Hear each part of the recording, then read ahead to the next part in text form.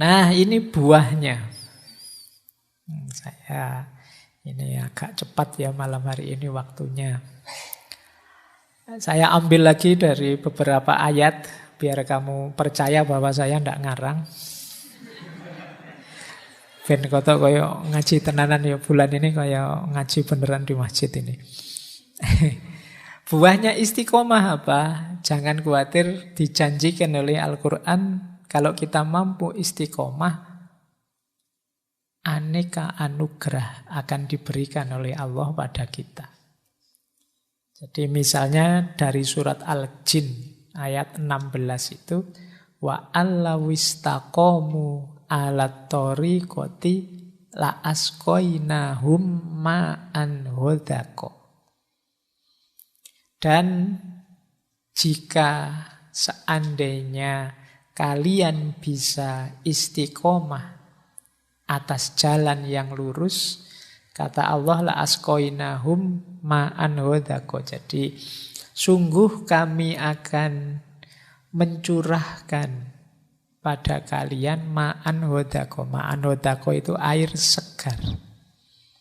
Jadi ini isyarat bagi anugerah yang menyegarkan hidup kita, menggembirakan kita. Jadi kalau teman-teman mungkin sedang sumpek hatinya, merasa banyak masalah, mencari jalan keluarnya susah, butuh kesegaran dalam hidup, istiqomahi kebaikan-kebaikan yang memang bisa kita jalankan.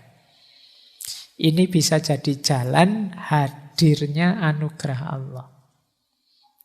Jadi kalau kita mampu mengistiqomahi sesuatu, nanti Allah akan memberikan anugerahnya. Pak, saya mengistiqomahkan setiap habis subuh saya nulis, Pak. Yo tidak ketang, apa tidak ketang ini? Orang ketang maksudnya. Ya meskipun hanya 1-2 halaman, pokoknya saya istiqomahin nulis. Itu nanti kalian akan ketemu panennya di belakang. Dari istiqomahmu nulis. Apapun yang kamu istiqomahin nanti mesti ada panennya di belakang. Ini anugerah-anugerah dari Allah. Saya mengistiqomahkan kalau sore baca, Pak. Nah, ini anugerah Allah. Tapi tadi ya rumusnya kebenaran dan kebaikan. Tidak sekedar, Pak, saya itu sekarang kalau mau tidur pasti baca WA misalnya. Enggak itu. Enggak ada hubungannya dengan ini. Jadi kamu, loh ini kan juga istiqomah, Pak. Iya, tapi ranahnya bukan itu yang dimaksud. Jadi istiqomah dalam kebenaran kebaikan agama. Oke, akan sekarang kita akrab sekali kan dengan HP itu. Mau tidur ya buka HP. Bangun tidur, tangannya nyari-nyari kemana, ya HP yang dicari lagi. Tidak tidur-tidur sebelum HP-nya dibunyikan sampai tertidur. Nah, cuma ini tidak termasuk kategori istiqomah. Jadi istiqomah itu ya, Pak saya buka HP Pak, tapi ngaji loh Pak saya. Sebelum tidur ngaji dulu, ngajinya lewat HP ya. Kalau ini tidak apa-apa. Cuma saya tidak percaya. Oke. Terus yang kedua, jangan lupa ada ayat yang secara tegas menyatakan istiqomah itu membuahkan ketenangan. Innalladzina qalu rabbunallah tsumastaqamu fala khaufun alaihim wala hum yahzanun. Sesungguhnya orang-orang yang berkata Allah Tuhan kami, kemudian mereka beristiqomah, maka tidak ada rasa takut dan rasa sedih dalam diri mereka. Ini bisa dibalik memahaminya, kalau kita masih banyak gelisah, banyak ketakutan-ketakutan, banyak kesedihan-kesedihan, jangan-jangan kita ini tidak punya andalan kebaikan yang kita istiqomai.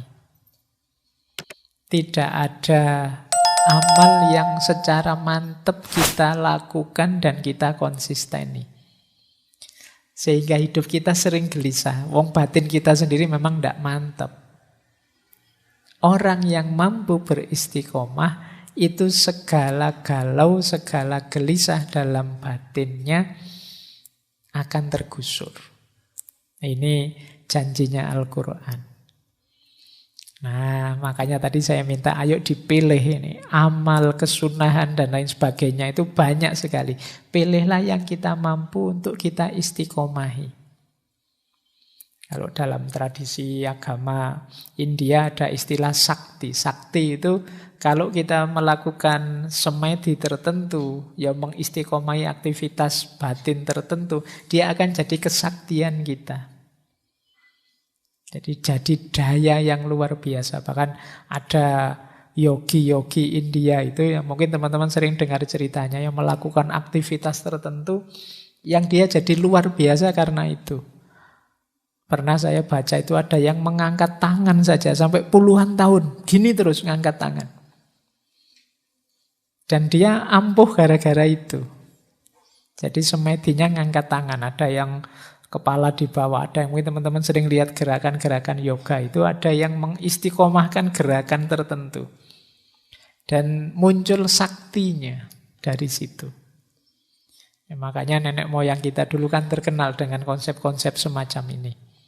Meskipun sekarang mungkin sudah lenyap khazanah-khazanah semacam ini. Kamu tidak betah tirakat. Jadi padahal luar biasa. Al-Quran menyebut la khaufun alaihim walahum yahzanun. Orang itu yang secara kontinu melakukan kebaikan, mengistiqomahi amal baik tertentu, orang ini akan tenang hidupnya. Tidak ada susah, tidak ada gelisah, dan tidak ada rasa takut. Yang ketiga, dilanjutkan lagi, kita akan dapat perlindungan. Jadi ini ayat ini di surat Fussilat ayat 30 lebih panjang. Kalau tadi surat Al-A'qaf ayat 13 itu kan berhenti di la khaufun alaihim walahum yahzanun. Kalau ini dijelaskan detailnya. Innalladzina qalu rabbunallah tsumastaqamu tatanazzalu alaihimul malaikah alla takhafu wa la tahzanu wa absyiru bil jannah allati kuntum tu'adun. Jadi ini maknanya sama. Ketika kita beriman pada Allah kemudian istiqomah, kalau di sini malaikat turun pada mereka dan menyatakan pada orang-orang yang istiqomah ini la takhafu wa la tahzanu. Jangan takut, jangan sedih. Kami bersama kalian. Nah, ini menarik kalau teman-teman, saya itu pernah baca tulisannya Hamka. Beliau ini kan pernah di penjara. Beliau ketika menafsirkan surat Fussilat ini, beliau menceritakan pengalaman beliau di penjara. Jadi beliau ini merasa di penjara itu tidak sendirian. Jadi rasanya selalu ada yang menemani. Yang di situ kan nanti beliau menulis tafsir Al-Azhar itu. Jadi dan beliau kaitkan dengan ayat ini. Jangan-jangan memang orang itu yang mengistiqomai kebaikan memang oleh Allah dibersamai oleh malaikat. Tatanazzalu alaihimul malaikah. Yang menyatakan la takhafu wa la tahzanu. Kamu jangan takut, jangan sedih. Nah, berarti kita dapat perlindungan langsung dari Allah. Baik, ini jadi buahnya istiqomah. Yang pertama, kita jadi tenang, kita jadi terlindungi, dan ada banyak anugerah dalam hidup kita. Kenapa sih Al-Quran menyebut ini semua? Karena Allah tahu kalian itu kalau tidak diiming-imingi begini, tidak gerak. Jadi kalau cuma dibilang istiqomah saja nanti akan mendapatkan ridhonya Allah, itu mungkin kalian tidak terlalu tertarik. Tapi kalau kamu bisa sakti loh, wah kamu bisa dilindungi malaikat loh, wah kamu bisa, kamu kan tertarik, terdorong ke situ. Jadi Allah sangat paham psikologinya manusia, makanya amal baik itu selalu diinformasikan plus pahalanya nanti apa, nanti dapatnya apa, dan seterusnya. Itu manusia itu memang cenderung begitu, negosiasi. Ya mau sih saya melakukan, tapi saya dapat apa? Itu kalau bahasa kasarnya kan wani piro. Saya mau melakukan kebaikan ini tapi dapat apa? Dan insya Allah memang akan diberikan oleh Allah. Meskipun mungkin bagi Allah target utamanya tidak di situ. Target utamanya justru di kebaikanmu. Karena begitu kamu jadi orang baik, ya karaktermu nanti terbentuk baik. Lama-lama kalau kamu istiqomahi, tawaran-tawaran menggiurkan tadi mungkin sudah tidak terlalu jadi perhatianmu. Kalau karaktermu memang sudah jadi orang baik. Tapi ya di level-level awal oleh Allah ya diiming-imingi dengan berbagai macam pahala dan anugerah. Ketika semakin kita mendalam nanti sampai level hikmah, mungkin pahala dan anugerah ini mungkin tidak jadi fokus kita lagi sudah. Begitu kita paham misalnya betapa dalamnya makna berjamaah itu misalnya, mungkin iming-iming 27 derajat itu mungkin tidak terlalu jadi fokus kita lagi. Diiming-imingi pahala itu kan karena kita kalau tidak begitu ya tidak berangkat ke masjid. Wong sudah begitu saja ya, kamu masih males ke masjid. Ini 27 derajat, ayo pahala saya sudah banyak kok Pak, tidak ditambahin 27 juga tidak apa-apa.